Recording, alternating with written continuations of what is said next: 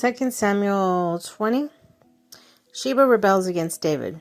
Now a troublemaker named Sheba, son of Bachri, a Benjamite, happened to be there. He sounded a trumpet and shouted, "We have no share in David, no part in Jesse's son.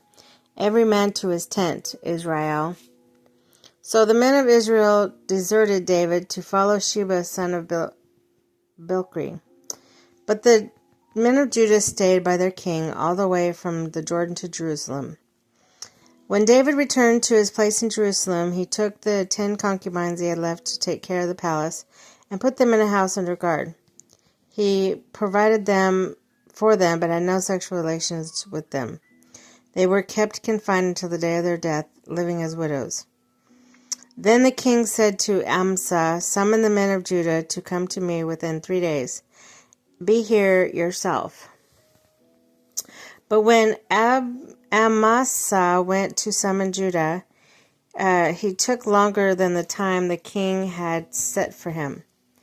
David said to Abishai, "Now Sheba, son of Bichri, will do us more harm than Absalom did. Take your master's men and pursue him, or he will find fortified cities and escape from us." So Joab's men and all the Kerethites and Pelethites and all the mighty warriors went out under the command of Abishai. They marched out from Jerusalem to pursue Sheba, son of Bichri. While they were at the great rock of Gibeah, Amasa came meeting them. Joab was wearing his military tunic, and wrapped over his waist was a belt with a dagger in its sheath. As he stepped forward, he dropped it out of his sheath. Joab said to Amasa, "How are you, my brother?" Then Joab took Amasa by the beard with his right hand, kissed him. Amasa was not on his guard against the dagger in Joab's hand, and Joab plunged it into his belly, into his intestines, spilling on the ground. Without being stabbed again, Amasa died. Then Joab and his brother Abishai pursued Sheba, son of Bichri. One of Joab's men stood beside Amasa and said, "Whoever favors Joab, and whoever is for David, let him follow Joab." Amasa lay wallowing in his blood in the middle of the road, and the man saw all the troops come to a halt there. When he realized that everyone who came up to Amasa stopped, he dragged him from the road in the field and threw a garment over him. After Amasa had been removed from the road, everyone went on with Joab to pursue Sheba, son of Bichri.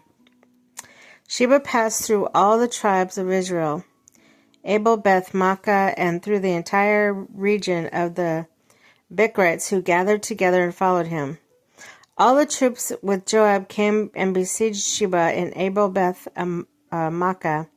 They built siege ramps upon the city and stood against the outer fortification while they were battering the wall to bring it down. A wise woman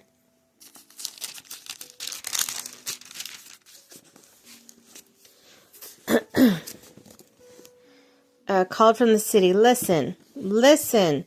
Tell Joab to come here so I can speak to him." He went towards her and asked, "Are you Joab?" "I am," he answered. "Listen to what your servant has to say." "I'm listening," she said. She continued, "Long ago they used to say, 'Get your answer at Abel and settle it. We are peaceful and faithful in Israel. You are trying to destroy a city that is a mother in Israel. Why do you want to swallow up the Lord's inheritance?" "Far be it from me," Joab replied. "Far be it from me to swallow up or destroy.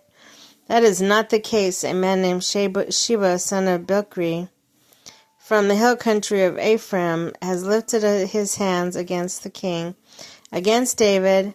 Hand over his one man, and I'll withdraw from the city." The woman said to Joab, "His head will be thrown to you from the wall." Then the woman went to all the people with her wise advice, and they cut off the head of Sheba, son of Bichri, and threw it to Joab. So he sounded the trumpet, and his men dispersed from the city, each returning to his home, and Joab went back to the king of Jerusalem.